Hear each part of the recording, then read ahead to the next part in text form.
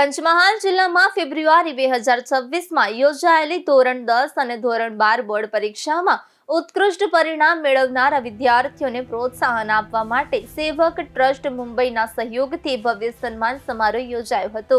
આ કાર્યક્રમ જિલ્લા શિક્ષણાધિકારી પંચમહાલના સંયુક્ત ઉપક્રમે આયોજન કરવામાં આવ્યું હતું। જિલ્લાની સરકારી, ગ્રાન્ટેડ તેમજ ખાનગી શાળાઓમાં અભ્યાસ કરતા અને પોતાની શાળામાં પ્રથમ તથા દ્વિતીય ક્રમાંક પ્રાપ્ત કરનારા વિદ્યાર્થીઓને મેડલ, પ્રમાણપત્ર અને શૈક્ષણિક કીટ અર્પણ કરીને સન્માનિત કરવામાં આવ્યા હતા। કાર્યક્રમમાં ધોરણ 10ના કુલ 203 અને ધોરણ 12ના કુલ 131 તેમજ ઉચ્ચ પરિણામ મેળવનાર શાળાના 76 આચાર્યોનું પણ સન્માન કરવામાં આવ્યું। કાર્યક્રમ દરમિયાન સેવક ટ્રસ્ટ મુંબઈના પ્રતિનિધિ કૌશિકભાઈ શાહ, જિલ્લા શિક્ષણાધિકારી પંચમહાલ, વિવિધ શાળાઓના આચાર્યો, શિક્ષકો અને શિક્ષણ વિભાગના અધિકારીઓ ઉપસ્થિત રહ્યા હતા।